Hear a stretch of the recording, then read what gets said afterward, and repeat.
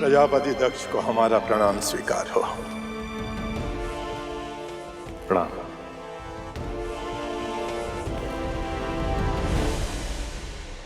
प्रणाम पिताजी।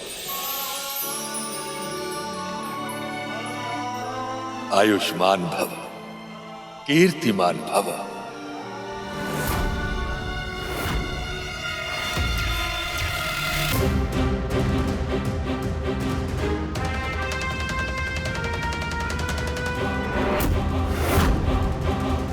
देवता, ऋषि, महर्षि, असुर, ब्राह्मण, संसार के समस्त प्राणी मस्तक झुका के मुझे प्रणाम करते हैं, मस्तक झुका के मुझे सम्मान देते हैं।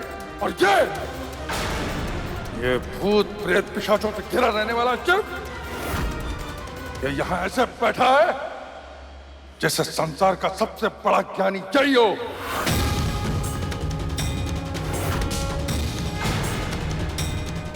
ये मुझे प्रणाम क्यों नहीं कर रहा है? शांत हो जाइए प्रजापति दक्ष। प्रजापति, महादेव साधना में लीन है, कहीं उनका ध्यान भंग न हो जाए। महर्षि, जो संसार के प्रजापति का सम्मान करना नहीं जानता, कैसी उसकी साधना और कैसा उसका ध्यान।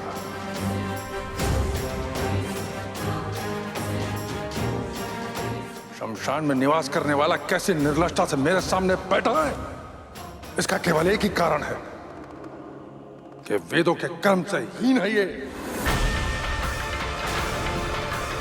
जो स्वयं ही सारे वेदों के ज्ञान के सार हैं, उन पर इतने अपमान पूर्वक कटाक्ष।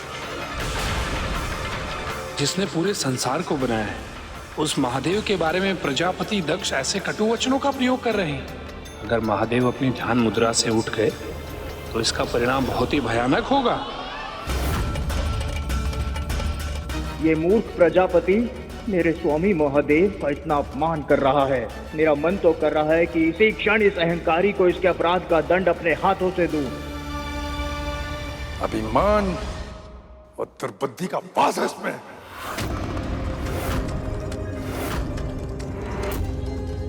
इसलिए सृष्टि का प्रजापति वो धर्म का रक्षक होने के नाते इस उद्दंडता का दंड मुझे इसे देना ही होगा।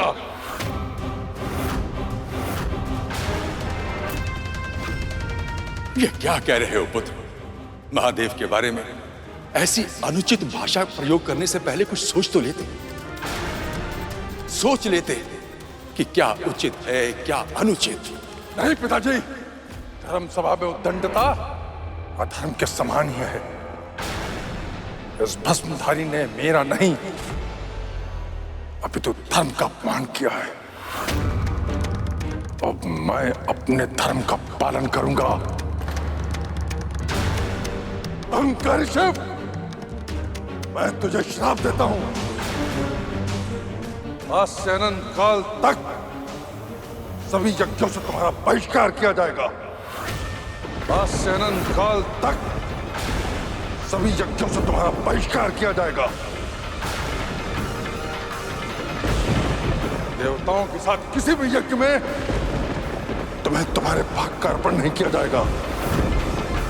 देवताओं के साथ किसी भी यज्ञ में तुम्हें तुम्हारे भाग का अर्पण नहीं किया जाएगा। तुम्हें तुम्हारे भाग का अर्पण नहीं किया जाएगा। देवों के देव महादेव को ही यज्ञ से बहिष्कार करने का श्राप। हाँ मूषक जी, क्रोध में व्यक्ति ऐसे ही त्रुटियां करते हैं। उसी तरह जैसे किसी बात से निराश होकर लोग उचित कार्यों में सम्मिलित होने से भी हिचकिचाते हैं। जैसे शास्त्री की पत्नी कथा सुनने के लिए आने में हिचकिचा रही थी, किंतु शुभ कार्यों की जो पवित्र ऊर्जा होती है वो व्यक्ति को अपनी ओर खींच ही लेती है।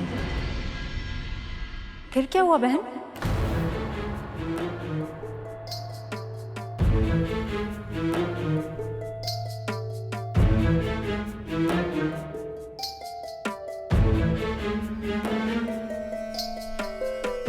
बहन भीतर आइए।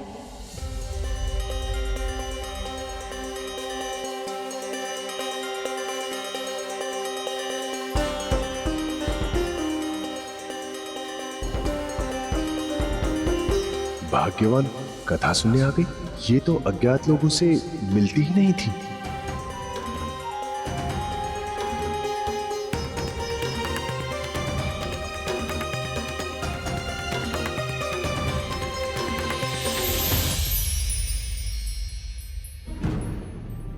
कहीं शिव ने उस श्राप के कारण ही दक्ष का शीश तो नहीं न काट दिया? प्रभु, क्या इसीलिए महादेव ने प्रजापति दक्ष का शीश धड़ से अलग कर दिया? नहीं मूषक जी, पिताश्री प्रभु महादेव दो परम योगी हैं। कोई उनका मान या अपमान करे, इस बात का कोई महत्व नहीं है उनके लिए। यदि कुछ महत्व रखता है तो वो है उनके भक्तों के हृदय में उनके लिए प्रेम और भक्ति। वहाँ उपस्थित सभी ज्ञानियों ने दक्ष के श्राप का विरोध किया। प्रजापति दक्ष, आप जानते हैं आप किसे श्राप दे रहे हैं? वो महादेव हैं, शिव, शक्ति के सहचर। और ये जो श्राप आपने दिया है उसकी भी शक्ति उन्हीं से आई है।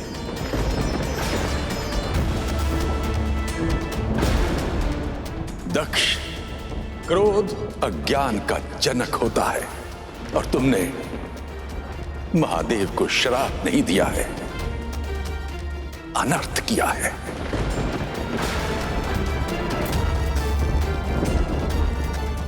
महामूढ़ दुष्बुद्धि दक्ष, जिनका स्मरण करने से सभी यज्ञ सफल हो जाते हैं, जिनका नाम लेने से सभी तीर्थ पवित्र हो जाते हैं, उन्हें उनका ही यज्ञ से बहिष्कार कर दिया।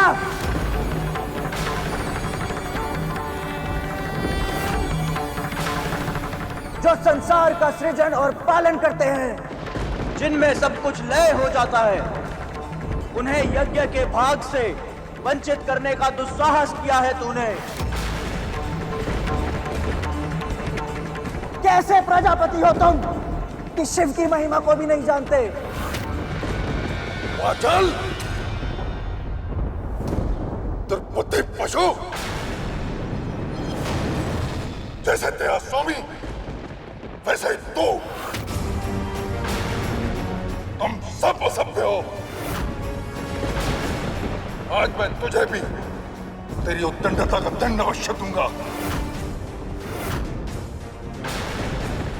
आज से तुम सब वेदों से बहिष्कृत हो जाओगे।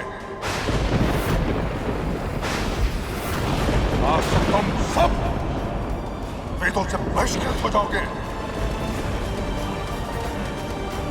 हड्डियों के आभूषण पहनकर सदैव मदपान में आसक्त रहोगे। ये मेरा श्राप है तुम सबको।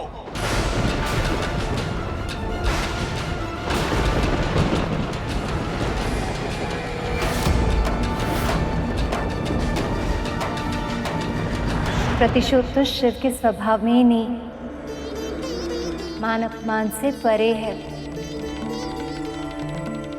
पर जो शिव से अतः भक्ति और प्रेम करते हैं, वो उनका अपमान नहीं सह सकते। और क्रोधवश प्रजापति दक्ष ने महादेव के सबसे प्रिय भक्त उनके वाहन नंदी का अपमान किया। ब्रह्मदेव का पुत्र होके भी इतना दम, इतनी दुष्टता! तुमने ये सिद्ध कर दिया दक्ष कि शिव के तत्व का तनिक भी ज्ञान नहीं है तुम्हें।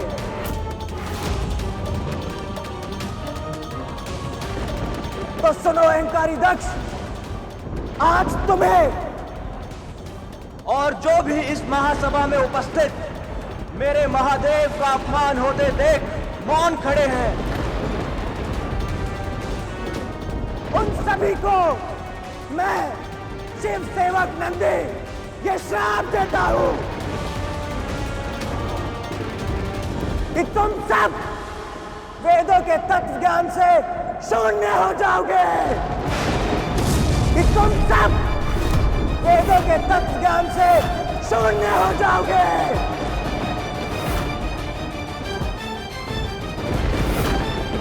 सदैव भोग में लिप्त रहोगे, स्वर्ग को सबसे बड़ा पुरुषार्थ मानोगे और क्रोध मोह और मद के वशीभूत होके सदैव भिक्षुक बने रहोगे।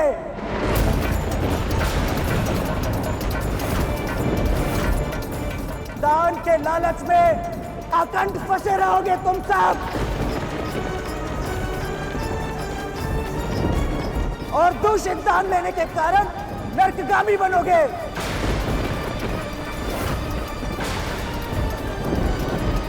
और अहंकारी दक्ष, जिस मुख से तुमने मेरे महादेव का अपमान किया है, एक दिन वो मुख नहीं रहेगा।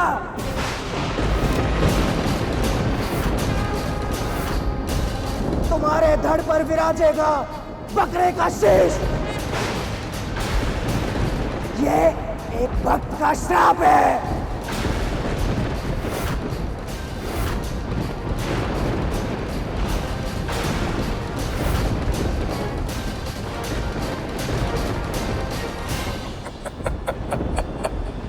कुकुट के बांग देने से सूर्योदय नहीं होता है। जो स्वयं धर्म का पालन ना करता हो, उसका श्राप कैसे फलीभूत होगा?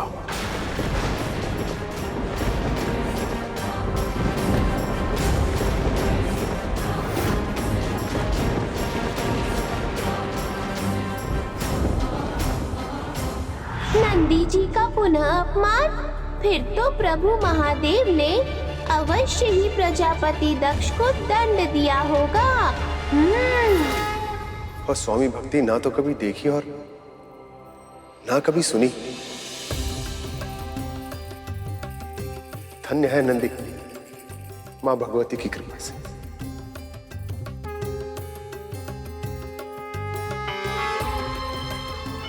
आपने सत्य कहा शिवा।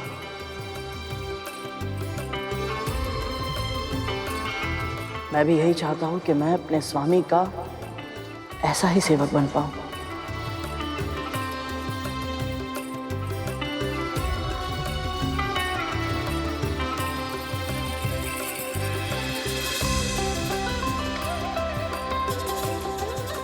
आगे बतलाइए ना, फिर क्या हुआ? नंदी के बढ़ते क्रोध से शिव के नेत्र खुल गए। अपने परम भक्त का इस तरह अपमान होना महादेव से सहा नहीं गया और वह अपने ध्यान से बाहर आ। इस उदंडता का परिणाम प्रजापति दक्ष के लिए कितना भयंकर होगा, ये सोचकर वहां प्रस्तुत सभी ज्ञानी भयभीत थे। श्राप पाने के बाद अब क्या करेंगे महादेव? दक्ष को महादेव का ध्यान भंग नहीं करना चाहिए था।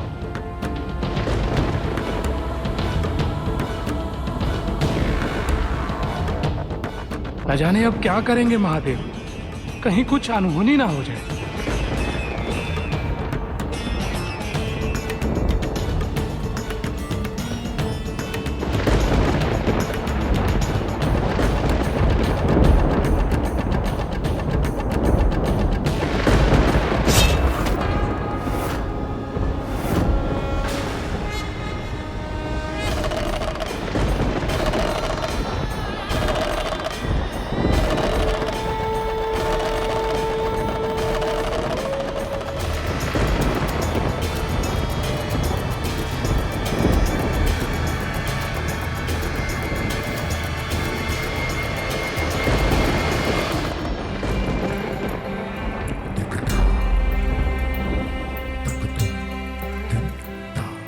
आप मुझसे क्रोधित हैं क्योंकि मैंने आपको प्रणाम नहीं किया, पर मुझे तो यह भी नहीं पता प्रणाम करूं तो किसे करूं।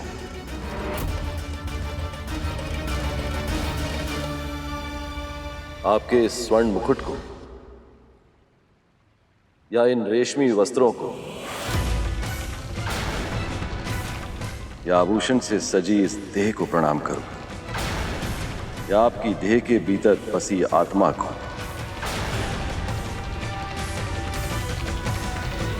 ज्ञान के आवरण में कुतर्क मत करो शिव। देह और आत्मा एक दूसरे से भिन्न नहीं है।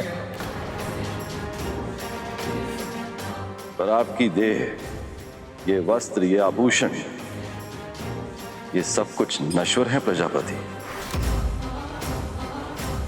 मृत्यु के बाद देह जलकर भस्म हो जाती है, पर देह के भीतर छिपी आत्मा नई देह धारण कर लेती है।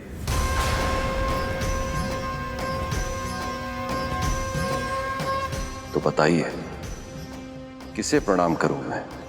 ओह, देव और आत्मा के चक्रव्यूह में उलझाना चाहते हो मुझे? वो तर्क कर रहे हो मेरे साथ, किंतु मैं इसका उत्तर तर्क से दूंगा।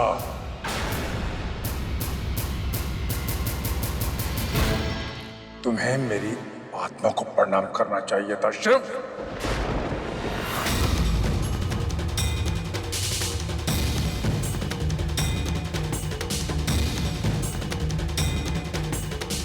पर आत्मा तो उसी परमात्मा का अंश होती है प्रजापति, जो कण कण में व्याप्त है। जो जीवात्मा आपके भीतर है वही ब्रह्मदेव के भीतर है, मेरे भीतर, और नंदी के भीतर भी है।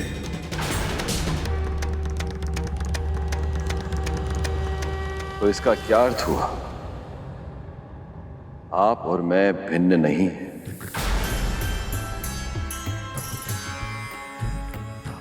आपसे ही मैं हूं और मुझसे ही आप हैं।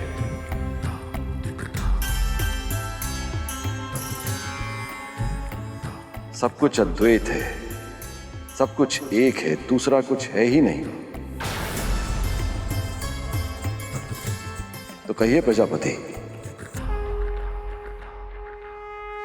मैं आपको नमस्कार करूं या स्वयं को?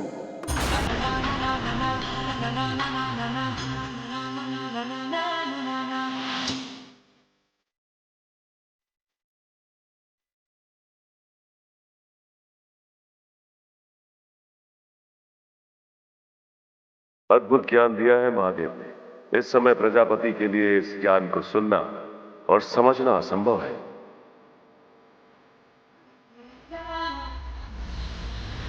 अब समझे अज्ञानी, किसे श्राप देने की मूर्खता की है तुमने? नंदी,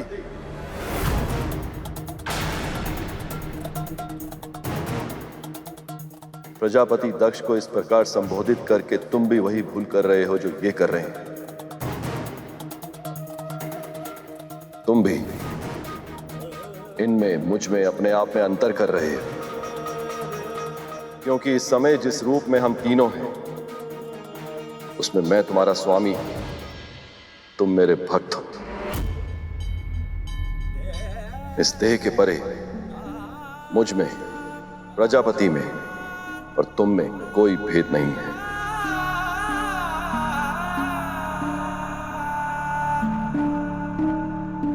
तुम कैसे भूल गए नंदी? मैं ही यज्ञ हूं, मैं ही यज्ञ का कर्म हूं। यज्ञ के सभी उपकरण मैं ही हूं। यज्ञ की आत्मा में भी मैं हूं। यज्ञ परायण यजमान भी मैं ही हूं। यज्ञ से बहिष्कृत भी मैं ही हूं। तो फिर ये कौन, वो कौन, ये सब कौन? सत्य तो ये है,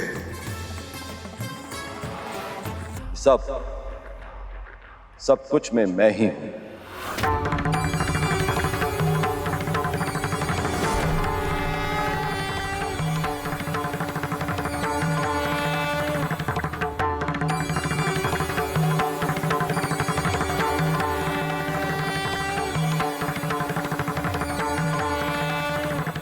मुझे क्षमा कर दीजिए प्रभु, मुझे क्षमा कर दीजिए, मुझसे भूल हो गई।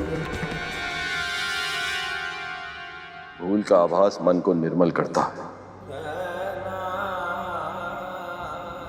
पर आवेश में भूल का आभास नहीं होता। आवेश में आकर महादेव की ज्ञान पूर्वक बात प्रजापति दक्ष को कटाक्ष प्रतीत हुई और उनके मन में महादेव के प्रति अपार द्वेष वास करने लगा। इस अपमान का प्रतिशोध मैं अवश्य लूंगा तुझसे, ढोंगी अघोरी। कैसे महारानी, कैसे पूजा करने दूं अपनी पुत्री को स्वाभिमानी की? महाराज, आप तो सती को जानते हैं, आपकी तरह ही हठी है वो। यदि बल से आप उससे अपनी बात मनवाने का प्रयास करेंगे तो वो विरोध करेगी, और उसका विरोध करना आपको उससे और भी अधिक दूर ले जाएगा महाराज। पिता और पुत्री के संबंध और बिगड़ जाएंगे। तो फिर आप ही बताइए महारानी, मैं क्या करूं? कैसे रोकूं मैं अपनी पुत्री सती को शिव की तपस्या करने से? महाराज, आपको अच्छा तो नहीं लगेगा, किंतु ये मेरा सुझाव है, आप कुछ मत कीजिए।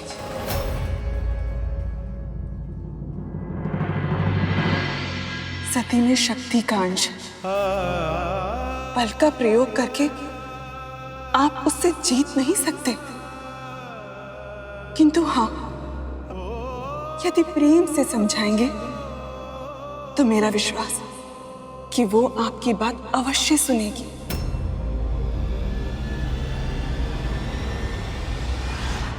पिता की आज्ञा मानकर देवी सती ने महल में फिर से शिवलिंग स्थापित करने का हठ नहीं किया, पर वो स्वयं गुफा में चली गई और वहां तपस्या करने लगी और धीरे धीरे अपना ध्यान अपने प्रिय पर केंद्रित करने लगी और उनकी भक्ति में रमने लगी। ओम नमः शिवाय, ओम नमः शिवाय, ओम नमः शिवाय, ओम नमः शिवाय। वर्षों बीत गए। बढ़ती उम्र के साथ साथ सती के शिव के प्रति भक्ति भी बढ़ती चली गई। ओम नमः शिवाय, ओम नमः शिवाय। और फिर उनकी तपस्या का तेज बढ़ता चला गया। अंत में शिव को समाधि की अवस्था में अपनी शक्ति का आभास हुआ। ओम नमः शिवाय, ओम नमः शिवाय, ओम नमः शिवाय, ओम नमः शिवाय, ओम नमः शिवाय।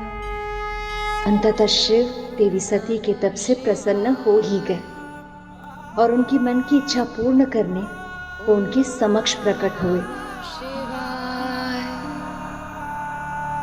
ओम नमः।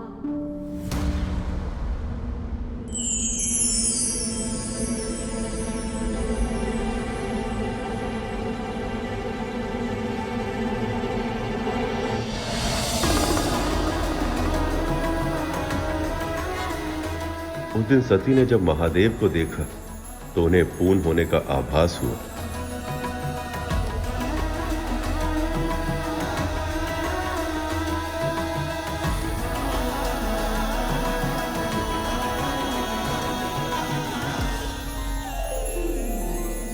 शिव महादेव साकार रूप में।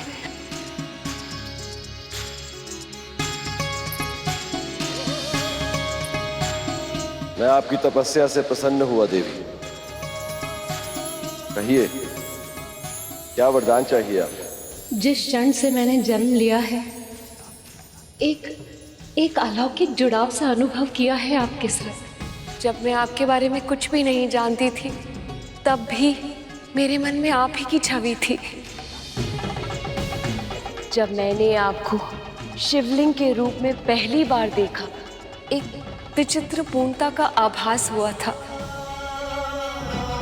सत्य तो ये है महादेव कि आपके बिना मेरा मन नहीं लगता। भूख, प्यास, निद्रा, ये सारी आवश्यकताएं मुझे व्यर्थ लगती है। मन करता है सदैव आपको निहारती रहूं, आपकी सेवा करूं, आपके निकट रहूं। आप मेरे जीवन के अभिन्न अंग है महादेव। अब मैं भी आपके जीवन का अभिन्न अंग बनना चाहती हूँ। अब तक मैंने केवल अर्पण किया है, पर अब स्वयं को समर्पण करना चाहती हूँ। मैं आपको अपना पति परमेश्वर मान चुकी हूँ महादेव। क्या आप भी मुझे अपनी अर्धांगिनी के रूप में स्वीकार करेंगे? बोलिए महादेव, देंगे मुझे ये वरदान? यदि आपकी यही इच्छा है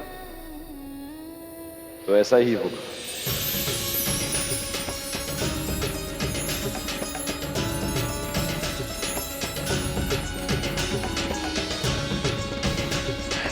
पर प्रभु, हमारे विवाह से पहले आपको मेरे पिता से अनुमति लेनी होगी। ये कार्य कठिन है, पर आपकी हर इच्छा पूर्ण करूंगा मैं।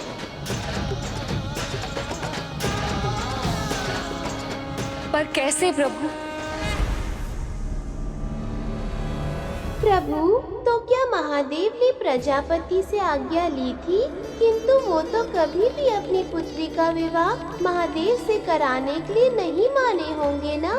फिर उनका मिलन कैसे हुआ होगा प्रभु? नियति का लिखा तो कोई भी नहीं बदल सकता है मूषक जी।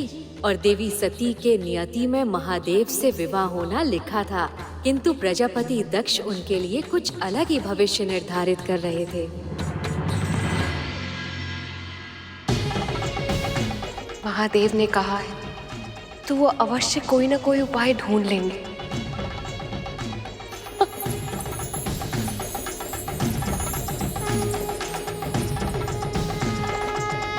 मेरा विवाह महादेव शिव के साथ होगा।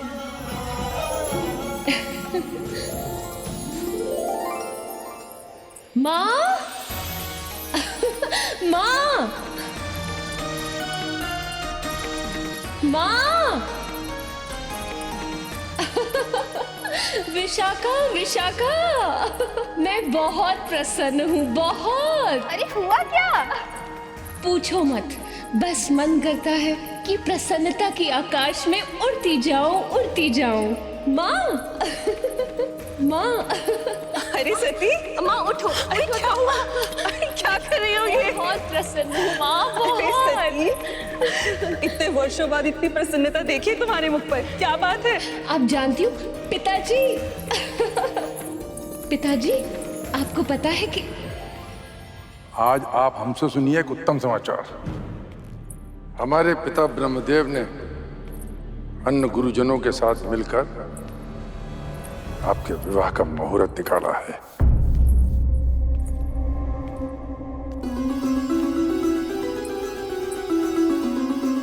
आपका स्वयंवर होगा पुत्री।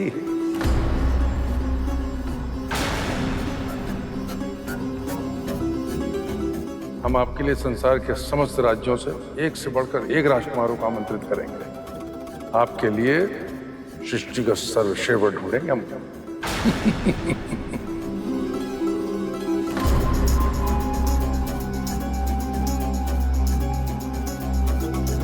कैसे कहूँ पिताजी से, कैसे बताऊं कि मैंने महादेव को अपना वर चुन लिया है।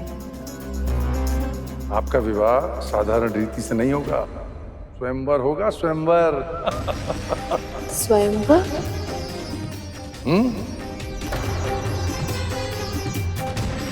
आपके विवाह का आयोजन ऐसा भव्य होगा जो संसार ने न कभी देखा होगा और न भविष्य में देख पाएगा। ब्रह्मांड के कोने कोने से राजाओं, राजकुमारों, ऋषिगण और देवताओं को आमंत्रित करूंगा। एक से बढ़कर एक राजकुमार आपका हाथ पाने की आकांक्षा लिए स्वयंवर में भाग लेंगे। आपके हृदय को जीतने के लिए आकाश पाताल एक कर देंगे और जो आपके मन को भाएगा आप उसके गले में वरमाला पहनाइएगा। फिर हम आपका विवाह पूरे विधि विधान से करेंगे। कैसा शुभ दिन होगा, मेरा स्वप्न पूरा होगा। पिताजी, जिसे मैं वरमाला पहनाऊंगी, अब आप सच में मेरा विवाह उसके साथ करा देंगे? हाँ पुत्री, आपके जीवन के महत्वपूर्ण निर्णय में आपकी सहमति भी आवश्यक है। इसलिए सभा में उपस्थित जिस प्रतियोगी को आप अपने वरमाला से सुशोभित करेंगी, हम उसी से आपकी विवाह करा देंगे। इतना बड़ा आयोजन होगा, तब तो उस सभा में महादेव भी अवश्य आएंगे और मैं पिताजी के आशीर्वाद से उनका वरण कर पाऊंगी। देखा महारानी, हमारी पुत्री कितनी बड़ी हो गई, अपने पिता से लज जा रही है। क्या हुआ महारानी, आप किस विचार में हैं? महाराज, आपने सती को वचन तो दे दिया, किंतु यदि उसने शिव के गले में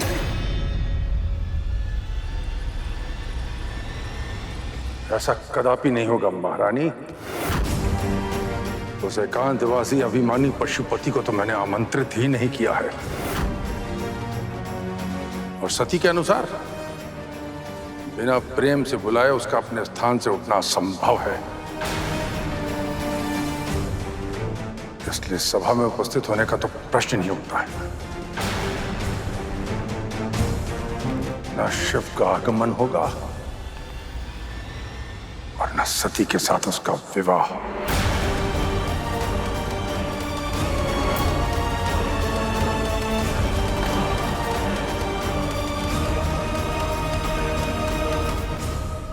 पिता और पुत्री दोनों मन ही मन प्रसन्न थे, ये सोचकर कि सब कुछ उनकी इच्छानुसार हो रहा है। और इसी के कारण लंबे समय तक उनके बीच जो तनाव था वो भी समाप्त हो गया।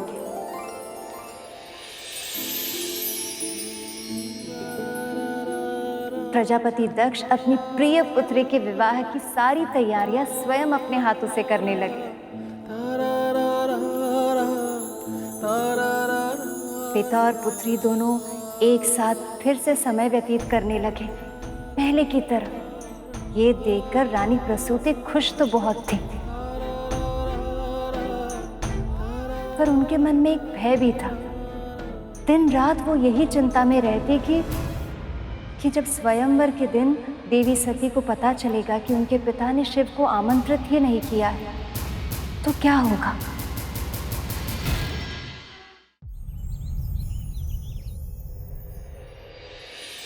और फिर वो दिन आ गया। अब हो गई तुम तैयार। आओ सती।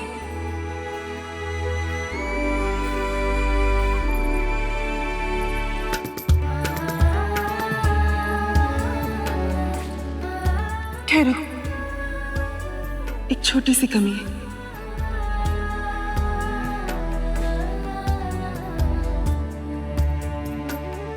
अब ठीक है। सती, पिताजी, सब कुछ कितना विचित्र सा लग रहा है। एक नया साथी, नया जीवन मिलने की प्रसन्नता, और दूसरी ओर ऐसा लग रहा है कि सब कुछ छूट रहा है। कल ही तो तुम्हें गोद में उठाया था, पर समय न जाने कब भागता चला गया। देखते देखते तुम कितनी बड़ी हो गई। ये नया जीवन पुराने जीवन का अंत नहीं, विस्तार है।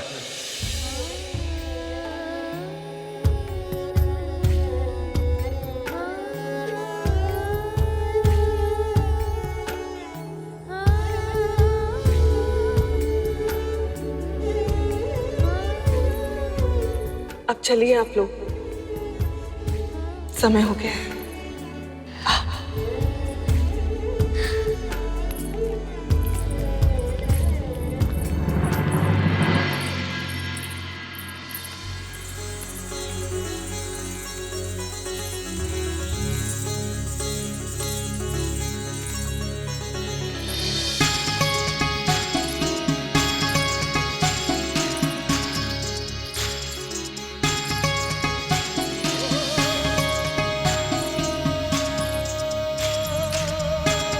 बस कुछ एक क्षण और, फिर सदा सदा के लिए अपनी शिव की हो जाऊंगी मैं।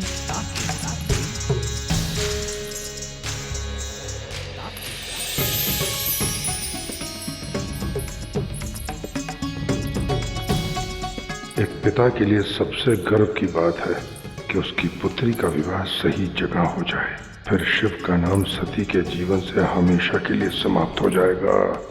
हे प्रभु, मेरी यही कामना है कि मेरी पुत्री के विवाह में कोई विघ्न ना आए।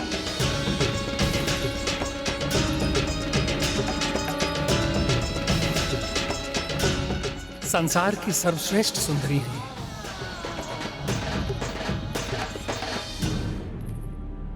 बहुत सौभाग्यशाली होंगे वो जिनके साथ इनका विवाह होगा।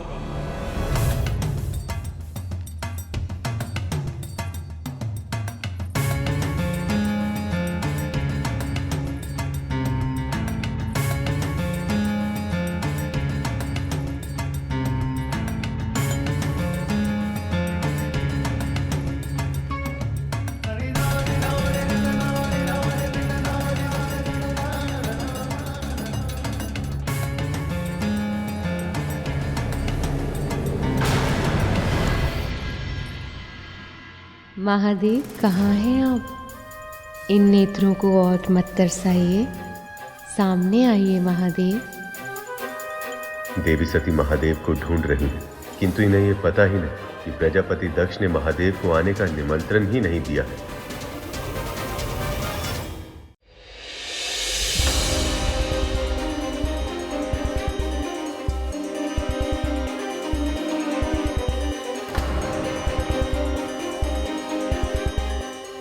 यहाँ तो आप है ही नहीं।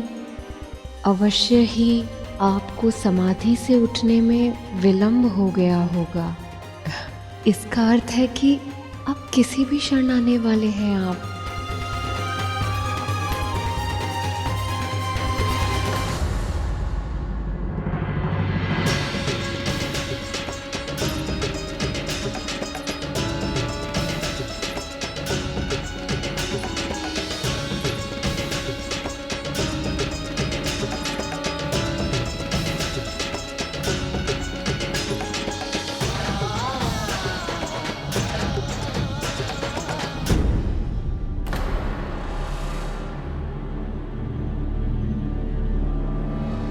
पुत्री, तुम द्वार की ओर क्या देख रही हो? मैंने जितने भी अतिथियों का आमंत्रण दिया था वे सब पधार चुके हैं। महादेव अब तक नहीं आए पिताजी।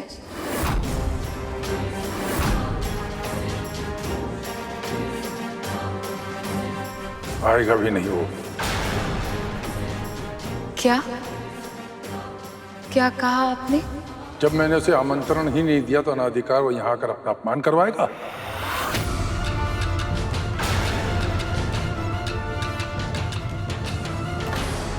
आपने महादेव को निमंत्रण ही नहीं दिया? ये कैसे कर सकते हैं आप पिताजी?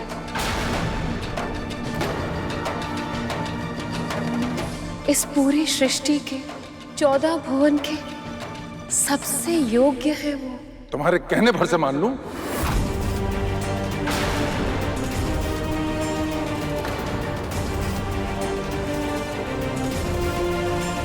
जिसे किसी के गुण धर्म से कोई लेना देना नहीं, जिसे सामाजिक शिष्टाचार निभाना नहीं आता, जो केवल स्वयं में रमता है, वो योग्य नहीं, असभ्य है।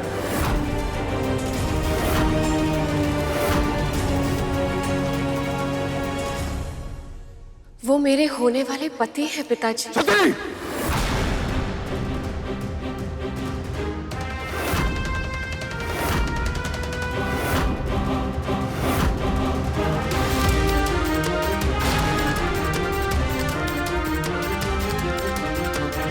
माँ सती के हृदय में महादेव विराजमान थे। उनके अलावा माता सती किसी और के बारे में सोच भी नहीं सकती थी। ये बात प्रजापति दक्ष को भी ज्ञात थी, इसलिए जानबूझकर उन्होंने महादेव को आमंत्रित नहीं किया। ये केवल एक स्वप्न है जो कभी वास्तविक नहीं बन सकता।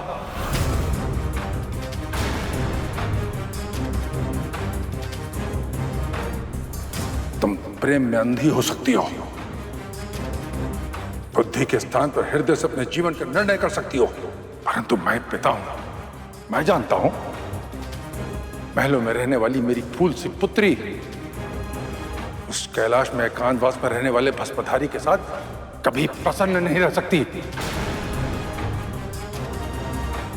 एक स्त्री का सुख संसाधनों से नहीं, अपने पति के सानिध्य से होता है पिताजी। यदि शिव शंकर स्वयं मेरे साथ है तो मुझे किसी भी वस्तु की या किसी भी सुख की कोई आवश्यकता नहीं है पिताजी।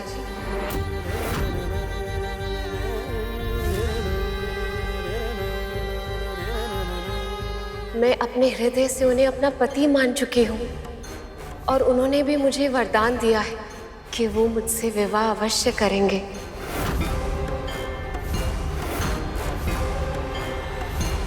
मैं आपको अपना पति परमेश्वर मान चुकी हूँ महादेव। क्या आप भी मुझे अपनी अर्धांगिनी के रूप में स्वीकार करेंगे? यदि आपकी यही इच्छा है तो ऐसा ही हो। और इसीलिए अब मैं किसी और का वरण नहीं करूंगी। और आपने भी तो मुझे वचन दिया था पिताजी कि मुझे अपना वर चुनने का पूरा अधिकार है। क्या आपका वचन झूठा है? बोलिए पिताजी।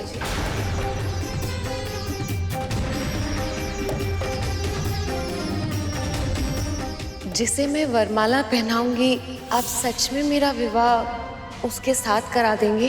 हाँ पुत्री, आपके जीवन के महत्वपूर्ण निर्णय में आपकी सहमति भी आवश्यक है। इसलिए सभा में उपस्थित जिस प्रतियोगी को आप अपने वरमाला से सुशोभित करेंगी, हम उसी से आपकी विवाह करा देंगे। तो आपने वो वचन मुझे भ्रमित करने के लिए किया था, ताकि मैं स्वयंवर में आने के लिए तैयार हो जाऊं। माँ, आप अच्छे से जानती हैं कि महादेव के लिए मेरे मन में कैसे भाव है।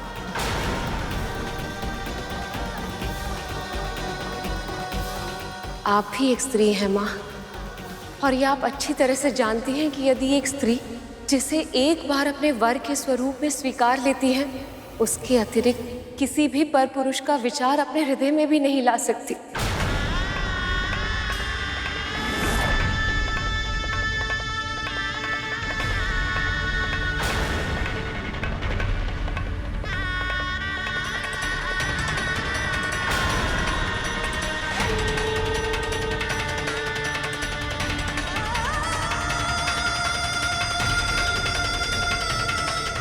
इस वरमाला पर मात्र मेरे महादेव का अधिकार है। मैं उन्हें ही वरमाला पहनाऊंगी।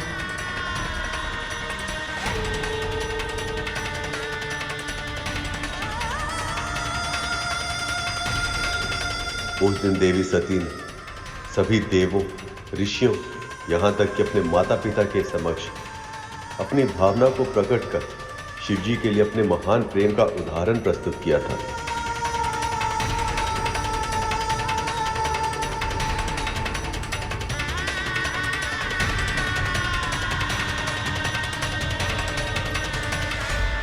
ये वरमाला केवल और केवल महादेव के गले में सुशोभित होगी।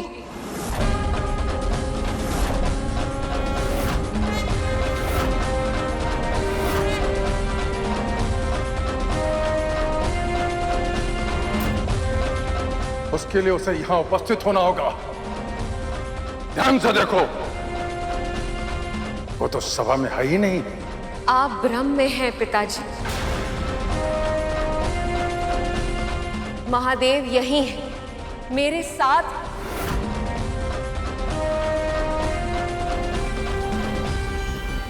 आपने उन्हें निमंत्रण नहीं दिया तो क्या हो, मैं उन्हें आमंत्रित करती हूँ। मेरी प्रेम की शक्ति महादेव को यहाँ तक लेकर आएगी। उन्होंने मुझे वरदान दिया था और वो अवश्य पूरा होगा। मेरे शिव अपने प्रेम का प्रमाण देने अवश्य आएंगे।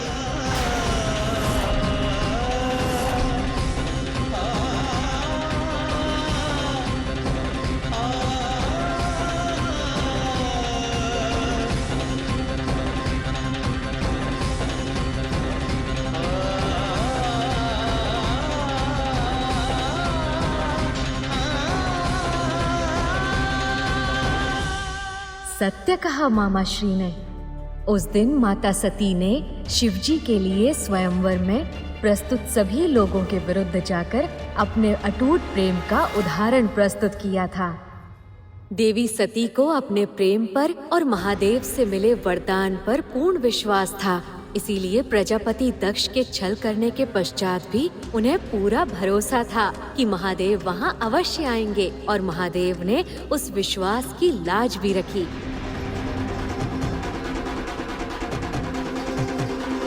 सती!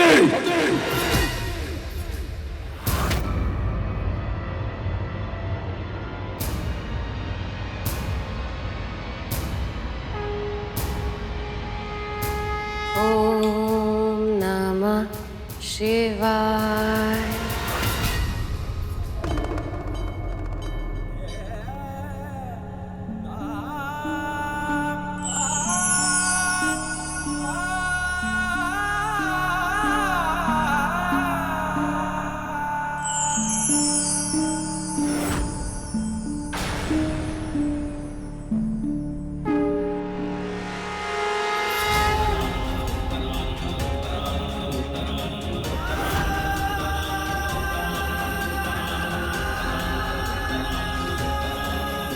ओम नमः शिवाय।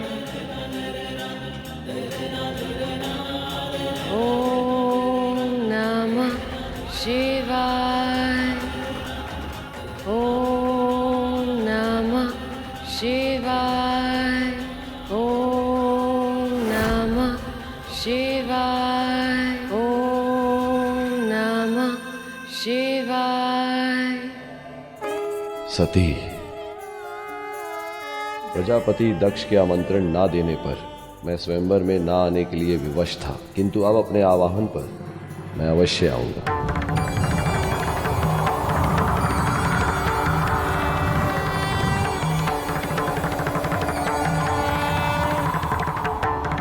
ओम नमः शिवाय।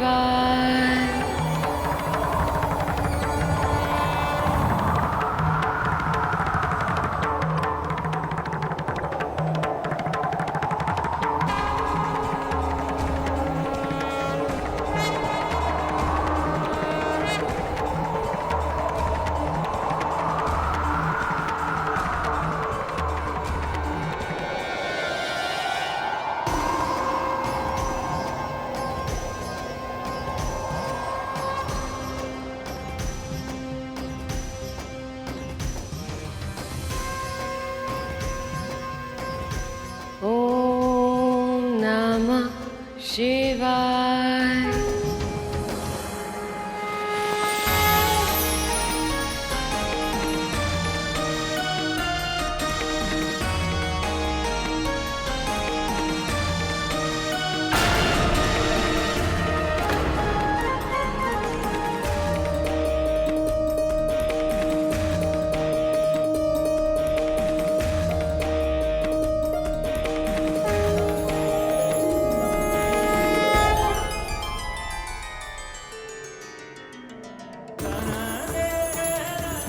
महादेव,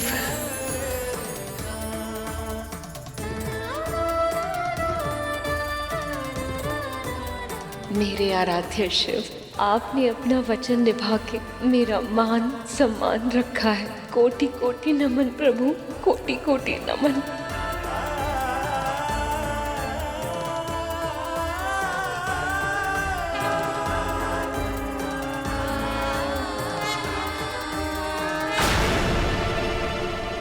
धन्यवाद महादेव, आपने मुझे अपनी पत्नी के रूप में स्वीकार किया। आप ही मेरी शक्ति रूप हैं देवी, और हमेशा रहेंगे।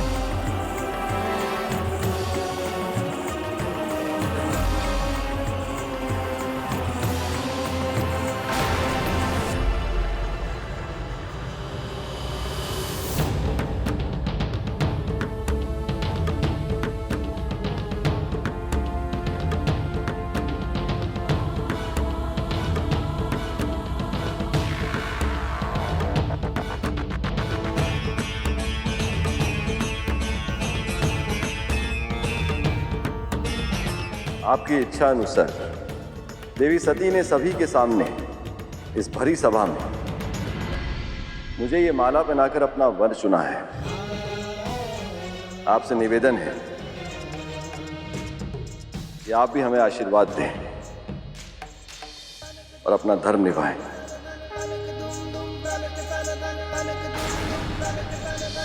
सतीपति महादेव शिवशंकर की जय।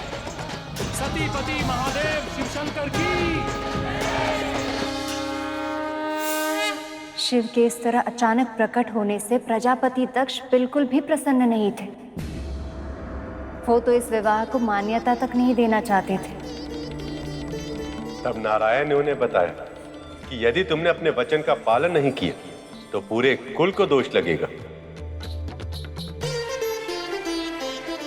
ब्रह्मदेव ने भी अपने पुत्र को समझाया, कहा कि सती का तो जन्म ही शिव को सक्रिय करने के लिए हुआ। यह प्रेम ही सती के जीवन का उद्देश्य है, विधि का विधान है। सती और शिव का यह विवाह, दक्ष ने सबके दबाव में आकर सती का विवाह तो संपन्न कर दिया, किंतु जब शिव के साथ उनकी विदाई का समय आया तब वो नहीं आई।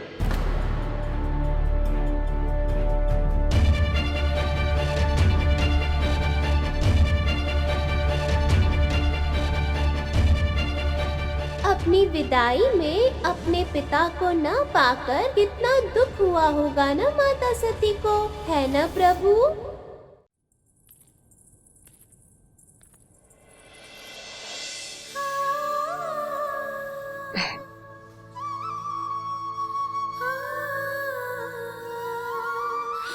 तुम सबकी स्मृति बहुत सताएगी। अपना ध्यान रखना और माता पिता का भी। माँ,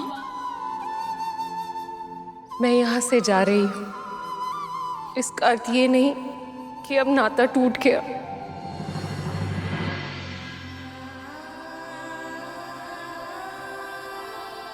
पिताजी, क्या वो इतने क्रोध में है कि मुझे विदा भी नहीं करेंगे? तुम्हारा विवाह किसी के भी साथ होता,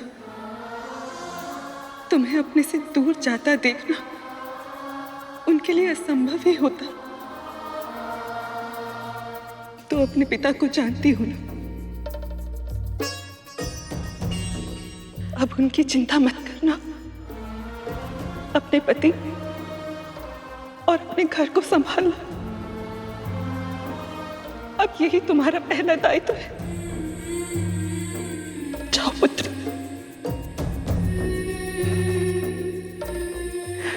सदैव सुखी रहना। चलो।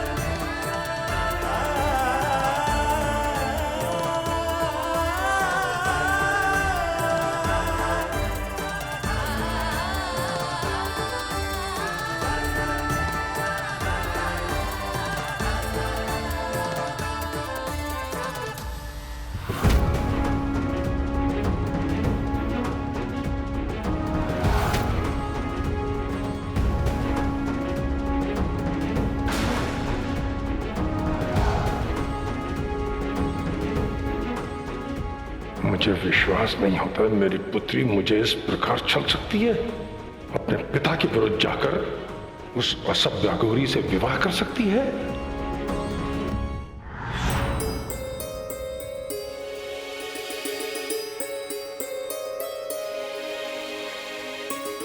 जब पिता के मन को चोट पहुंचती है तो बहुत कठोर वचन भी निकल जाते हैं क्रोध, परंतु सबसे अधिक दुख भी तो पिता को ही होता है ना। और एक माँ का हृदय अपने संतान के बारे में तनिक भी कठोर वचन सुन के चिंता में डूब जाता है, पर वो करे भी क्या,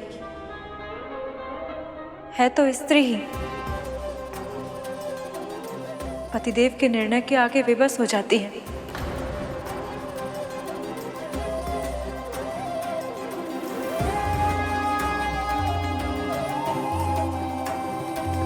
जरूर इन दोनों के मन में कोई बोझ है जो ये हमें बता नहीं रहे। इन दोनों के कष्टों को दूर करने हम यहाँ आए हैं प्रभु।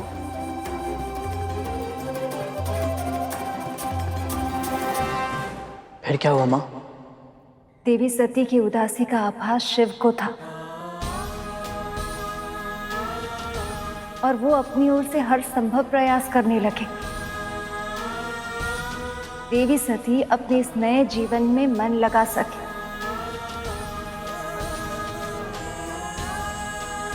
अपने अतीत को पीछे छोड़कर अपने इस प्रेम के संसार में सुख से रहे।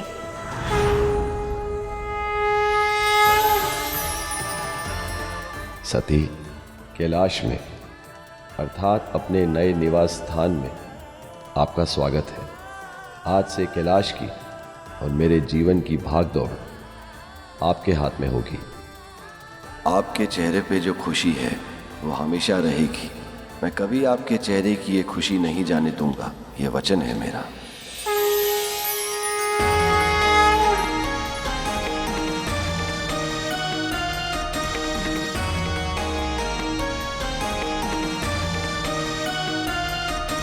शिव और सती का विवाह तो संपन्न हुआ, किंतु उस विवाह में कोई ना कोई संकट तो आता ही है जिसमें अपने माता पिता की सहमति ना हो।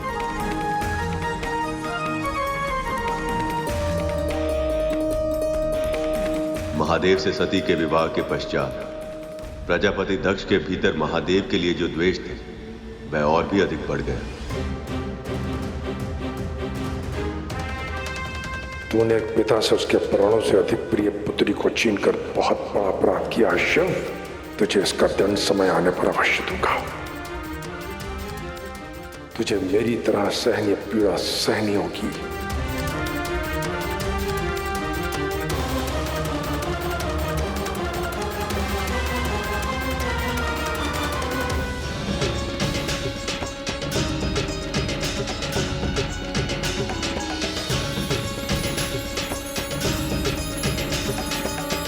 आपके कैलाश में आपका स्वागत है देवी।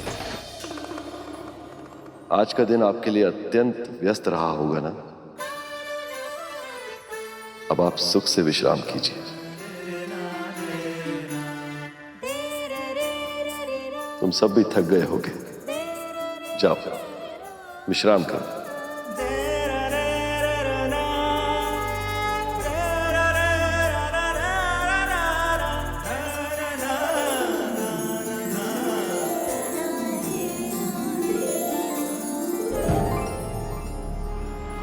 अभी अभी तो विवाह हुआ है, भोलेनाथ अभी से ध्यान में बैठ गए।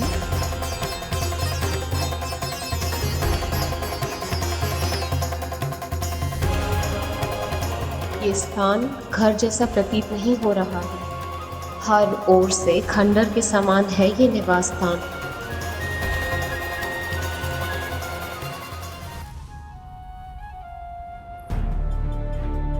अब क्या करूं? कुछ समझ नहीं आ रहा।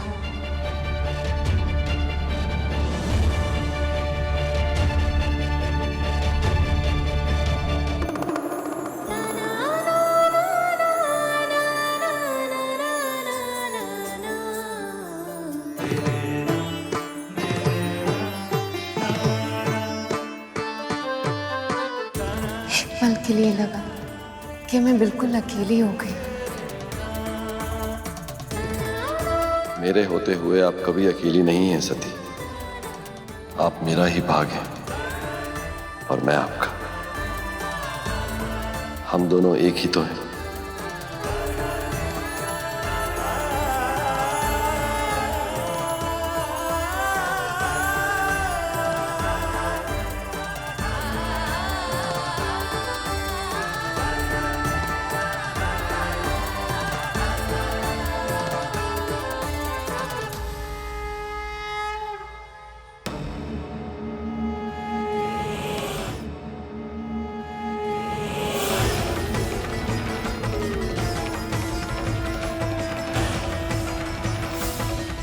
तुमने मेरी सबसे प्यारी पुत्री को मुझसे छीना है।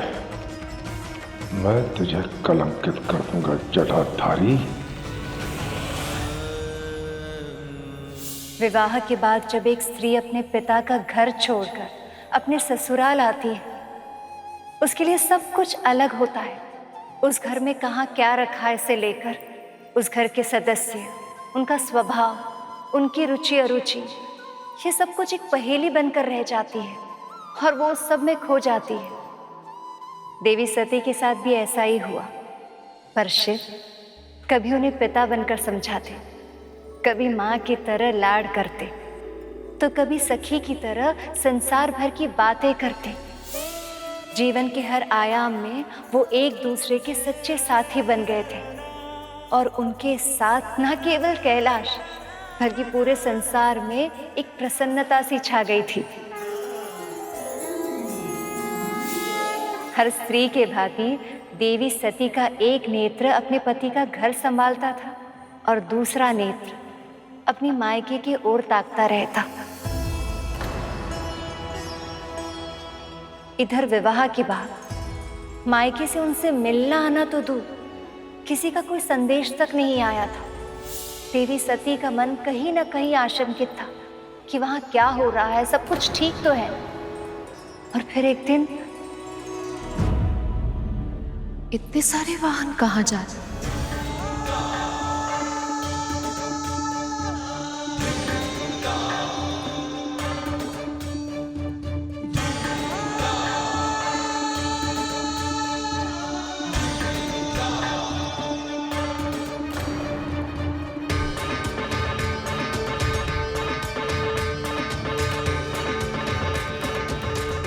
ये सब हमारी ओर क्यों नहीं देख रहे?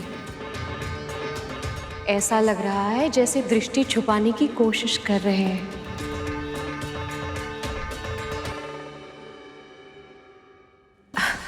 नहीं नहीं, ये तो भ्रम होगा मेरा।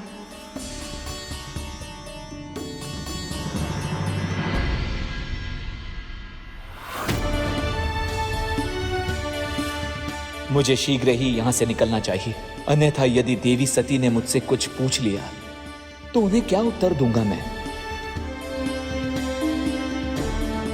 अरे, ये तो वायुदेव और अग्निदेव है। दूर से ही सही, एक बार महादेव का अभिवादन भी नहीं किया। ये सारे देवगण इतना विचित्र व्यवहार क्यों कर रहे हैं?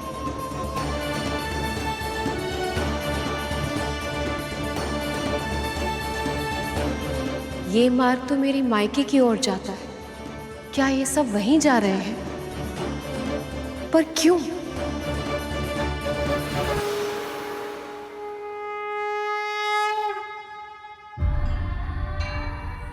हमें क्षमा करना सती, परिस्थितियां कुछ ऐसी हैं कि हमें तुमसे बिना मिले ही जाना पड़ रहा है।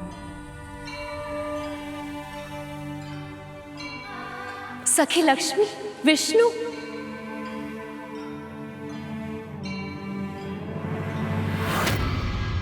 नारायण नारायण। देवर्षि नारद, प्रणाम।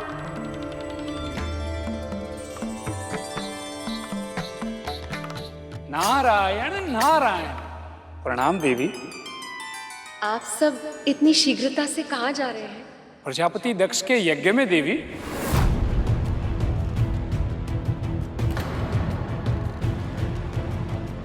पिताजी ने यज्ञ रखा है? तो क्या आपको और महादेव को उन्होंने आमंत्रित नहीं किया है? नारायण नारायण। अपनी पुत्री और दामाद को ही भूल गए पिताजी। नारद जी, अपनी पुत्री को बुलाने के लिए पिता को आमंत्रण देने की क्या आवश्यकता है भला देवर्षि?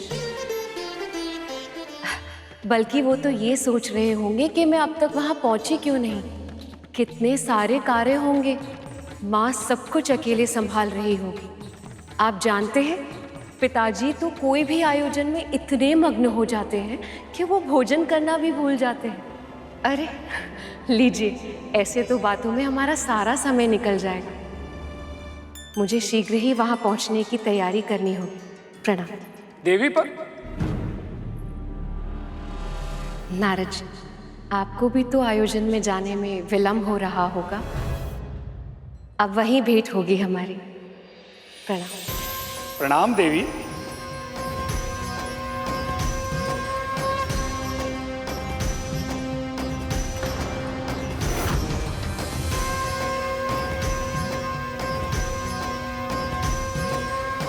नारायण नारायण।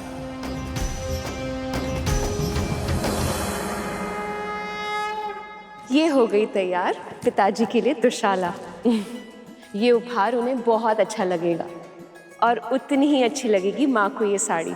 लगे भी क्यों ना, अपनी पुत्री के हाथों से दी गई कोई भी वस्तु माता पिता को अच्छी लगनी ही है। नंदी, ये उपहार रखवा दो। जब तक पूरा आयोजन समाप्त नहीं होता मैं वहीं रहूंगी, और इसीलिए अब तुम्हें यहाँ का ध्यान रखना होगा। आपकी आज्ञा का पालन होगा माँ।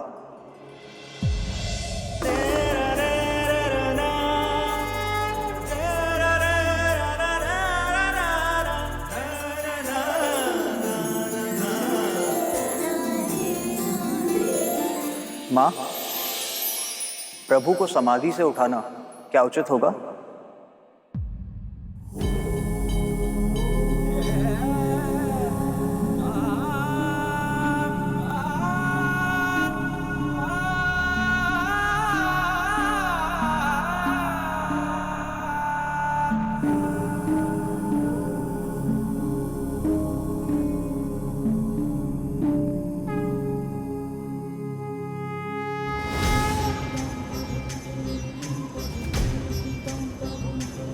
आप कहीं जा रही हैं देवी? वो देखिए प्रभु।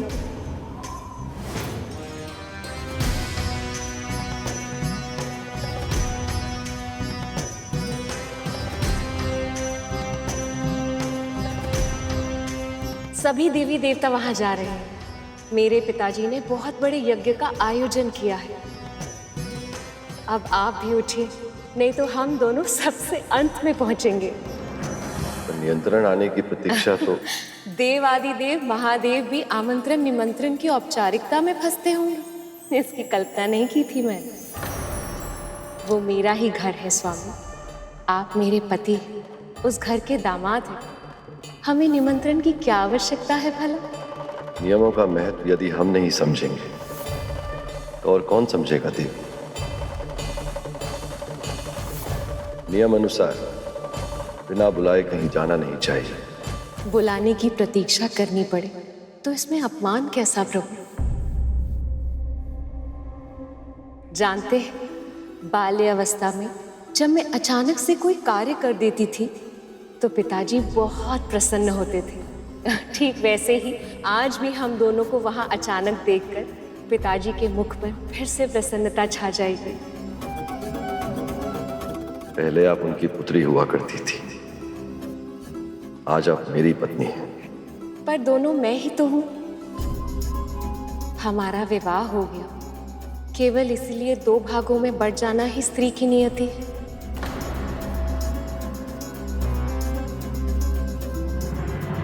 यदि निमंत्रण आता तो मैं आपको जाने से कदापि नहीं रोकता, पर बुलावा आए बिना जाने का निर्णय मेरी दृष्टि में उचित नहीं है देवी।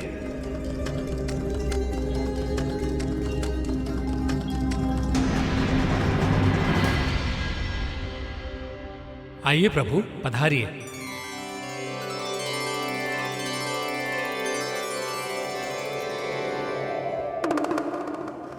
ठीक है, आपको औपचारिक व्यवहार करना है तो आप अवश्य कीजिए, पर मैं अपने ही माता पिता के साथ औपचारिक नहीं बन सकती। वैसे भी महादेव, आप तो सदैव स्थिर रहते हैं, भ्रमण करने के लिए भी आपको कितनी मुनहार करनी पड़ती है, इसीलिए मैं आपके साथ जाने के लिए हठ नहीं करूंगी। आप मुझे भी मत रोकिए।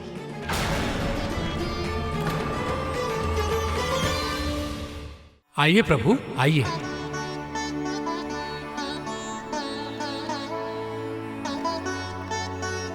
नारायण नारायण। समय बहुत कम है, सारे अतिथि वहां पहुंच चुके होंगे, कितने सारे कार्य होंगे वहां। कितना बुरा लगेगा सबको कि इतने बड़े अवसर पर उनकी सबसे बड़ी पुत्री ही वहां नहीं आई। आपका ऐसे वहां जाना मुझे ठीक प्रतीत नहीं हो रहा देवी। जानते हैं क्यों महादेव? क्योंकि जब से हमारा विवाह हुआ है, एक क्षण के लिए भी हम एक दूसरे से बिछड़े नहीं हैं।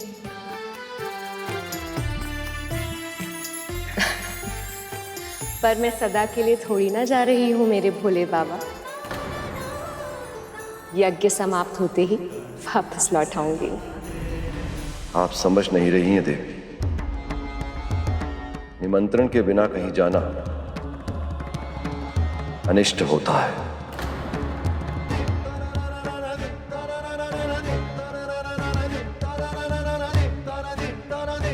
कैसा अनिष्ट महादेव? क्या है आपके मन में? कैसे बताऊं आपको कि जिस रिश्ते के अधिकार से आप वहां जाना चाहती हैं, उस रिश्ते में अब कड़वाहट आ गई है, इसलिए आपका वहां जाना उचित नहीं होगा।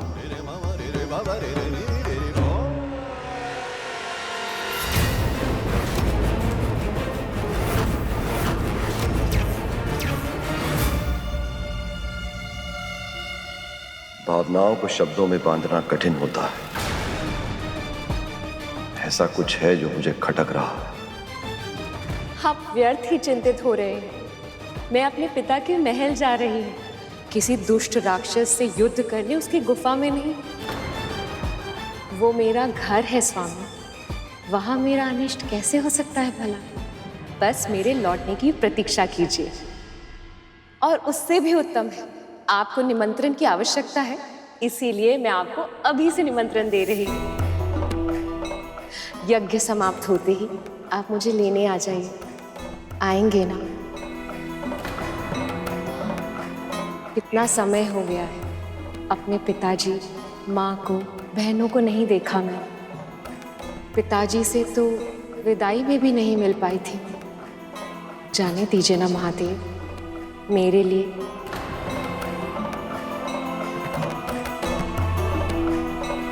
अपनी सती की प्रसन्नता के लिए मान जाइए।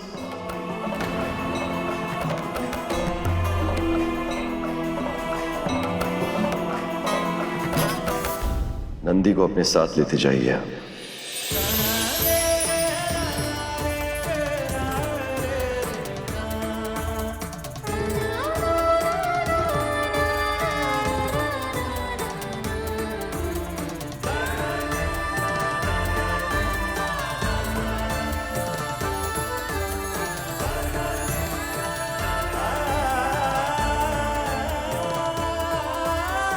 ना जाने किस अशुभता के विचार से मेरा मन विचलित हो रहा है। कहीं सती संकट की ओर तो नहीं जा रही? आशा करता हूं कि आपसे शीघ्र ही पुनः भेंट होगी।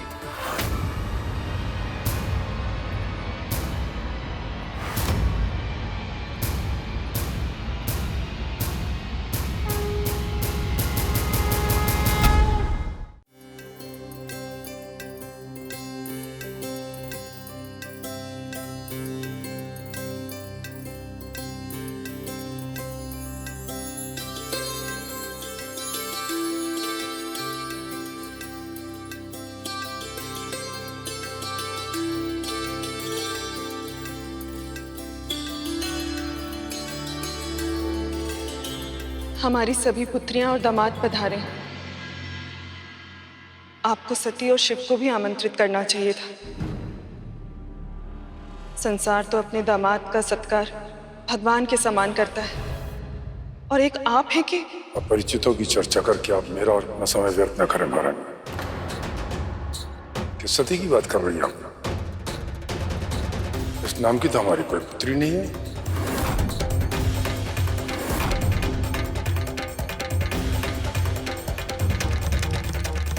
जानते हो नंदी, पिताजी क्या सोच रहे होंगे कि मैं अब तक आई क्यों नहीं, और मेरी बहनें मुझसे मिलने के लिए कितनी व्याकुल होंगी। देखते ही हृदय से लगा लेंगी वो।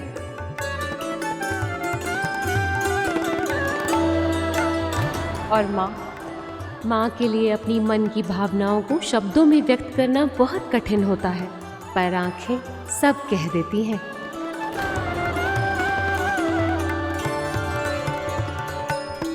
माँ ने मेरी स्मृति में जितने अश्रु बहाए होंगे वो सब फिर से घिर आएंगे। जानते हो नंदी, माँ का हृदय भी कितना विचित्र होता है ना, सुख में भी रोता है और दुख में भी।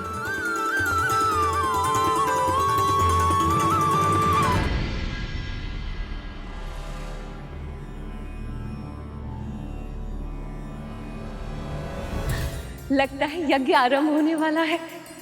चलो नंदी। माँ, मैं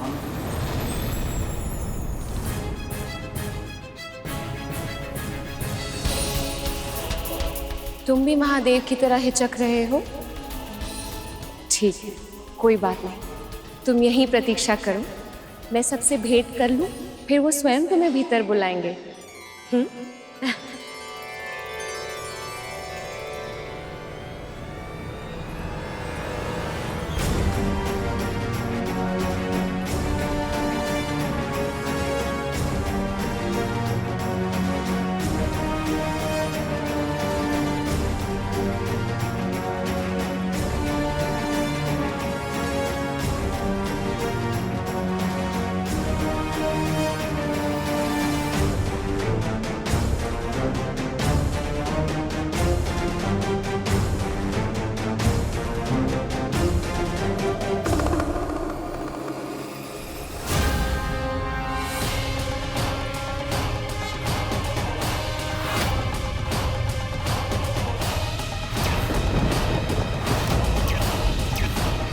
यदि मैंने जो देखा वो नियति है, तो संसार का अंत भी आने वाला अवश्य होगा। मैं सती को चाहकर भी रोक नहीं पाया। यदि किसी ने इस अनहोनी को नहीं रोका, तो मेरे क्रोध से आने वाला विनाश को भी कोई नहीं रोक पाएगा। पक्षीराज गरुड़ के साहस भरे कारनामे देखने के लिए चैनल को सब्सक्राइब करें और साथ ही बेल आइकॉन दबाना न भूलें।